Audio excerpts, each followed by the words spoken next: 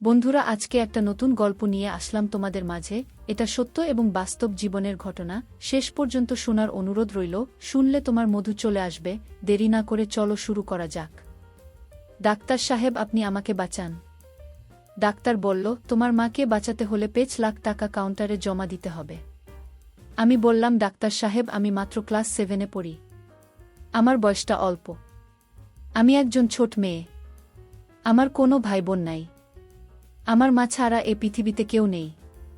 Doctor বলল, তোমার কে আছে বা কে নেই সেটা আমার দেখার বিষয় না। আমি ডাক্তার সাহেবকে বললাম, আপনি একটু দয়া করুন। ডাক্তার তখন বলল, আমি একটা শর্তে তোমার মাকে বাঁচাতে পারি। আমি বললাম, আপনি বলুন কিশোর, আমি সব মেনে নেব। ডাক্তার বলল, তুমি আমাকে কিছু দিতে হবে। আমি বললাম, কি দিতে হবে ডাক্তার সাহেব? ডাক্তার বলল, তুমি আমার অন্য একটা অফিসে এসো। আজ রাত 12টার পরে আমি তোমার মায়ের সমস্ত চিকিৎসার খরচ আমি দেব। ডাক্তার সাহেব যখন রাতের কথা বললেন তখন আমার মনের ভিতর ভয় কাজ করছিল। কিন্তু কিছু করার নেই। আমি ডাক্তার সাহেবের কথা না শুনলে আমার মায়ের চিকিৎসা হবে না। আর তাই আমি বাধ্য হয়ে আমি ডাক্তারের সাথে রাত 12টায় তার অফিসে গেলাম। ডাক্তার আমায় দেখে বললেন, তুমি এসেছ, আসো আমার রুমে। আমি ডাক্তার সাহেবের রুমে গেলাম। তারপর ডাক্তার সাহেব বললেন, তোমার কাছে আজ আমি যা চাই তাই দিতে হবে। যদি না দাও তাহলে তোমার মা বাঁচবে না। তারপর ডাক্তার সারারাত আমার সাথে যা করেছিল তা শুনলে তোমাদের অবস্থা খারাপ হয়ে যাবে। আসল ঘটনাটি শুরু করার আগে তোমাদের কাছে একটা অনুরোধ, তোমরা আমার চ্যানেলটিকে সাবস্ক্রাইব করে পাশে থাকবেন। তাহলে আসল ঘটনা শুরু করা যাক। আমার মায়ের শরীর খুব খারাপ ছিল। আমি তাকে ডাক্তারের কাছে নিয়ে গেলাম, কিন্তু তার চিকিৎসা করানোর টাকা আমার কাছে ছিল না। ডাক্তার বলল, মায়ের চিকিৎসা করাতে হলে আমার অফিসে চলে এসো। মায়ের চিকিৎসার জন্য আমি ডাক্তারের পার্সোনাল অফিসে গেলাম। আমার নাম সাইমা। আমার বয়স 13 বছর। যখন আমার মায়ের শরীর খারাপ হয় তখন তাকে আমি অনেক ডাক্তার দেখাই, কিন্তু কোনো লাভই হয় না। দিন দিন মায়ের অবস্থা আরও খারাপ হতে থাকে। ডাক্তাররা মায়ের রোগটাকে অপ্রতীক আর্য ঘোষণা করেছিল, কিন্তু মা ছাড়া আমার আর কেউ ছিল না। আমি মায়ের এই অবস্থা দেখে খুবই কাঁদতাম। আমি মায়ের একমাত্র মেয়ে ছিলাম। আমার কোনো ভাই বোন ছিল না যে আমাকে সাহায্য করবে। মায়ের চিকিৎসার জন্য আমি আমাদের সমস্ত জমিজমা বিক্রি করে দিয়েছিলাম। এখন আমার হাতে বেশি টাকাও নেই। মায়ের অসুস্থতার খবর পেয়ে একদিন কাকা আমাদের বাড়িতে এসে বলে, তোমাদের উপর দিয়ে এত ঝড় বয়ে গেছে, আর তোমরা আমাকে একবার খবর দাওনি। একবার যদি আমাকে ফোন করতে, তাহলে তো আমি চলে আসতাম। আমি কাকে কি আর বলব, অনেকবার আমি কাকার বাড়িতে ফোন করেছিলাম আমাদের অবস্থার কথা বলার জন্য, কিন্তু কাকিমা প্রত্যেকবার আমাকে অপমান করে ফোন কেটে দিয়েছিল। কাকিমা বুঝতে পেরেছিল যে আমি তার স্বামীর আর ছেলের কষ্ট করে রোজগার করা টাকা খরচা করতে চাই। কাকা মায়ের সাথে অনেক কথা বলার মা চুপ করে শোনান। মায়ের সাথে কথা শেষ হওয়ার পর কাকা আমাকে বলল, সাইমা, তোমার জিনিসপত্র গুছিয়ে নাও, তোমরা আমার সাথে আমার বাড়িতে যাবে। আমার একবারে ইচ্ছে ছিল না তো কাকার বাড়িতে যাওয়ার। কাকার ছেলেকে আমার পছন্দ নয়, কিন্তু কাকা বলল, যতদিন না আমার মা পুরোপুরি সুস্থ হচ্ছে ততদিন আমরা তাদের বাড়িতে থাকব। আর কাকার বাড়িতে থাকা মানে রোজ কাকিমার কথা শোনা। কাকিমা এমনিতেই আমার সৌন্দর্য দেখে হিংসা করত।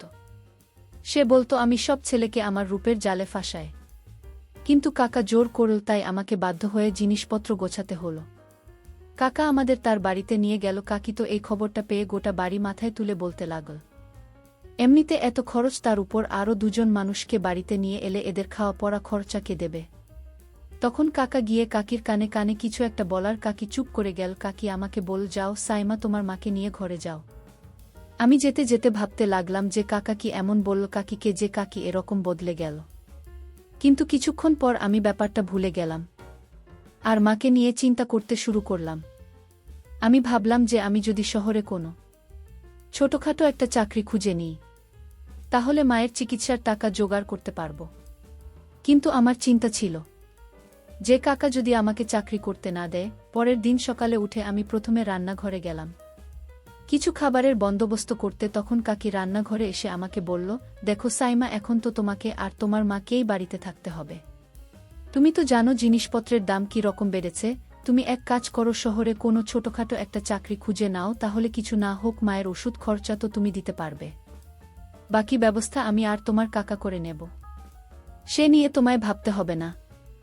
আমি কাকির এই রোগটা কোনোদিনও দেখিনি। তার ব্যবহার একদম বদলে গিয়েছিল, আমার মায়ের খুব ভালোভাবে খেয়াল রাখছিল। আমি দেখে অবাক হলাম যে এক রাতের মধ্যে কাকে এতটা কি করে বদলে গেল। কাকা কি এমন বল কাকিকে যে সে নিজেকে বদলাতে বাধ্য হল? সে যাই হোক, সে আমার সাথে খুব ভালো ব্যবহার করছিল। আমি তো এ বিষয়ে খুশি ছিলাম যে আমি এখন চাকরি করতে পারব, কেউ আমাকে বাধা দেবে না।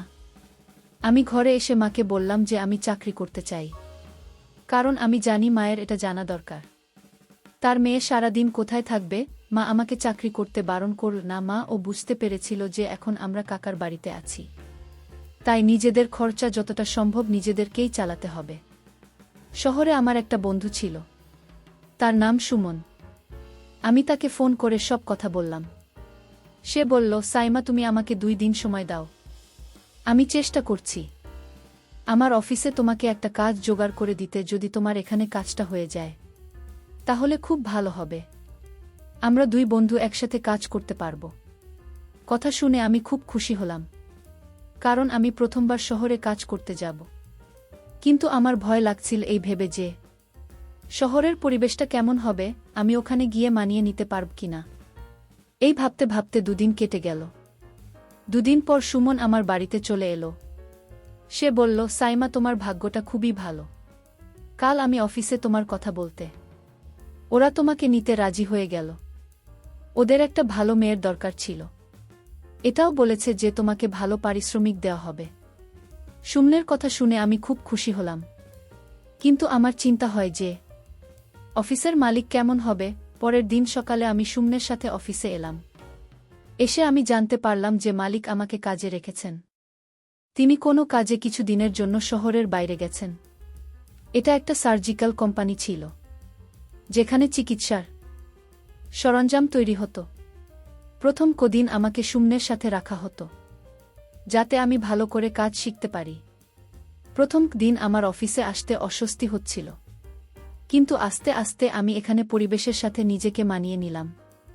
আমি সুমনের সাথে অফিসে আসতাম, আর ছুটি হলে তার সাথে বাড়ি ফিরতাম। 15 দিন হয়ে গেল আমি এখানে কাজ করছি, কিন্তু এখনও আমি আমার মালিককে দেখতে পাইনি। আমি এখনও জানি না তিনি কে, আর তিনি কেমন। আমি একবার ওনার সাথে দেখা করতে চাই, যিনি আমাকে কোনো ইন্টারভিউ না নিয়ে চাকরিতে দিয়ে দেন। আমার শিক্ষাগত যোগ্যতা বেশি নয়, আমি কেবল 7 পাশ করেছিলাম। বাবা মারা যাওয়ার পর আমার আর পড়াশোনা করা হয়নি। একদিন মায়ের শরীর খুব বেশি খারাপ হয়েছিল, আমি সেই সময় অফিসে ছিলাম। কাকি আমাকে ফোন করে বলে, তোমার মায়ের শরীরটা খুব খারাপ, তুমি এক্ষুনি বাড়ি চলে এসো। কাকির গলাটা খুব চিন্তিত শোনায়।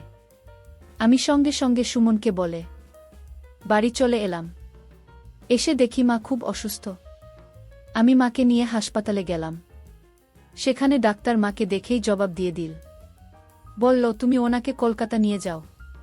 তখন আমার কাছে বেশি টাকাও ছিল না, কিন্তু তাও আমি মাকে কলকাতা নিয়ে এলাম। আমি চাই না থাকার জন্য মায়ের চিকিৎসা বন্ধ হয়ে যাক। কলকাতা নিয়ে এসে আমাকে হাসপাতালে ভর্তি করিয়ে দিলাম। ওখানে ডাক্তার আমাকে ধৈর্য ধরতে বলে, তারা তাদের দিক থেকে পুরো চেষ্টা করছে। এদিকে আমার কিছুই ভালো লাগছিল না, মনে হচ্ছিল না যে কোনো সময় আমাকে ছেড়ে চলে যেতে পারে। তারপর আমি পৃথিবীতে পুরোপুরি একা হয়ে যাব।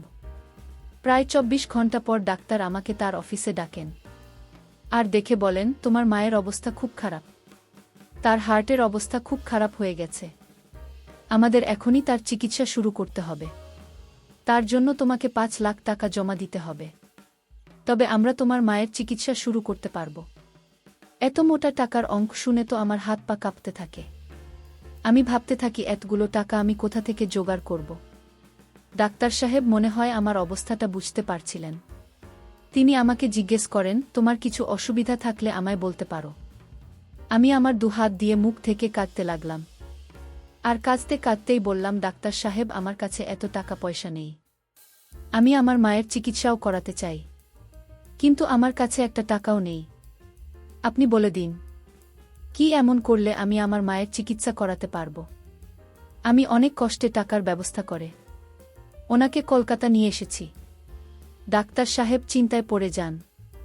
উনি আমার কাঁধে হাত রেখে বললেন, ঠিক আছে, আজ বিকেলে তুমি আমার অন্য একটা অফিসে এসো, সেখানে আমি তোমাকে কিছু কাজ দেব আর টাকাও দেব, যেটা দিয়ে তুমি তোমার মায়ের চিকিৎসা করাতে পারবে। তুমি যদি আমার কথা না শোনো তাহলে তোমাকে আর বাঁচানো যাবে না। আমি কোনোভাবেই মাকে হারাতে চাই না। তাই আমি ডাক্তার সাহেবের কথা মেনে নিলাম। বিকেলে আমি ডাক্তার সাহেবের দেওয়া ঠিকানায় গিয়ে পৌঁছালাম।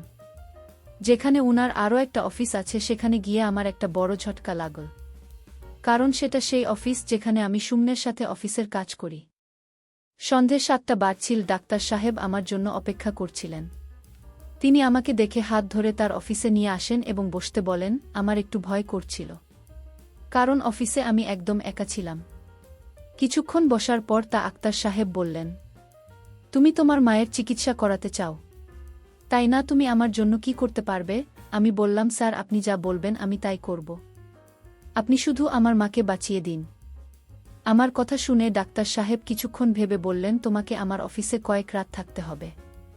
আমি তোমার থেকে যা চাইব তোমাকে তাই দিতে হবে। তুমি যদি আমার কথা শোনো তাহলে তোমার মায়ের চিকিৎসার সব খরচ আমি দেব। আর যদি না শোনো তাহলে কালকে তোমাকে নিয়ে অন্য কোনো হাসপাতালে চলে যেও। উনার কথা শোনা ছাড়া আমার আর কোনো উপায় ছিল না। আমি বুঝতে পারছিলাম না ডাক্তার সাহেবের নজর আমার অন্য দিকে। আমি বললাম, স্যার, আপনি আমাকে অফিসের কাজ দিন আর প্রতি মাসের পারিশ্রমিকটা আপনি রেখে দেবেন। উনি বললেন, তুমি সত্যিই খুব সরল, এতগুলো টাকা কি কেউ এমনি এমনি দেয়? তুমি আমাকে খুশি করতে পারলে আমি তোমার মায়ের চিকিৎসা করব। বাধ্য হয়ে আমাকে মায়ের চিকিৎসার জন্য ডাক্তার সাহেবের কথায় আমার রাজি হতে হয়। তারপর ডাক্তার সাহেব আমার সাথে, বন্ধুরা, সেটা আমি ভাষায় প্রকাশ করতে পারছি না। আসলে আমি একটা ছোটখাটো মেয়ে।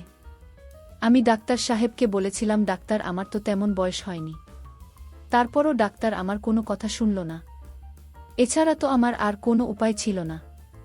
আমার নিজের উপরই ঘেন্না হচ্ছিল। পৃথিবীর সমস্ত ডাক্তারদের উপরে রাগ হচ্ছিল। মনে হচ্ছিল এরা কেমন ডাক্তার, রোগীদের প্রাণ বাঁচানোর জন্য। এরা লোকদের যা ইচ্ছা তাই করে। দুর্বলতার সুযোগ নিয়ে তারা এসব করে। আমার নিজের উপর রাগ হয় এই ভেবে যে আমি এরকম একটা জায়গায় চাকরি করছিলাম। আমি যদি জানতাম যে সুমন আমাকে যে অফিসে কাজ করতে নিয়ে যাচ্ছে সেখানে ডাক্তার এরকম, তাহলে আমি কখনোই চাকরিটা করতাম না। আমি যখন পরের দিন কোনো রকমে নিজেকে সামলে হাসপাতালে গেলাম, তখন জানতে পারলাম যে ডাক্তার সাহেব 2-3 দিনের জন্য কোনো কাজে বাইরে গিয়েছেন। আমার ওনার উপরে খুবই রাগ হলো।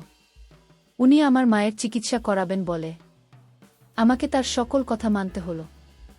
আর তারপর নিজেই শহরের বাইরে চলে গেলেন। আমি ভাবতে লাগলাম যে এখন আমি মাকে নিয়ে কোথায় যাব। তখন আমার মনে হলো যে আমি নিজের সম্মানও হারালাম আর নিজের মাকেও বাঁচাতে পারলাম না। আমি খুব কাঁদতে শুরু করলাম। সেই সময় ওখানে একজন নার্স এসে বললেন, ডাক্তার সাহেব আপনার মায়ের সমস্ত টাকা জমা করে দিয়েছে। উনার চিকিৎসা শুরু হয়ে গেছে। আপনি কোনো চিন্তা করবেন না, উনি 2-3 দিন পর ফিরে আসবেন। এটা শুনে আমি কিছুটা স্বস্তি পেলাম। মায়ের প্রাণটা তো বেঁচে যাবে, কিন্তু আমি এখন এই মুখ নিয়ে কোথায় গিয়ে দাঁড়াবে? মায়ের চিকিৎসার জন্য আমি ভুল পথে হেঁটেছি। আমি এখন এই বিষয় নিয়ে ভাবতে চাই না, কারণ আমি যতই ভাবো তো নিজের কাছে ছোট হয়ে যাব। মায়ের চিকিৎসা শুরু হয়েছিল। আমি ভগবানের কাছে প্রার্থনা করতে লাগলাম যে উনি যেন আমার মাকে সুস্থ করে দেন, আর আমি যেটা করেছি তার জন্য আমাকে ক্ষমা করে দেন। আমি ভগবানকে বলতে লাগলাম যে আমি কখনোই চাইনি, কারো সাথে জড়াতে চাইনি আমার মাকে বাঁচানোর জন্য। আমি যদি ডাক্তারের কথা না শুনতাম তাহলে পয়সার অভাবে আমার মায়ের চিকিৎসা হতো না করে জানাবেন।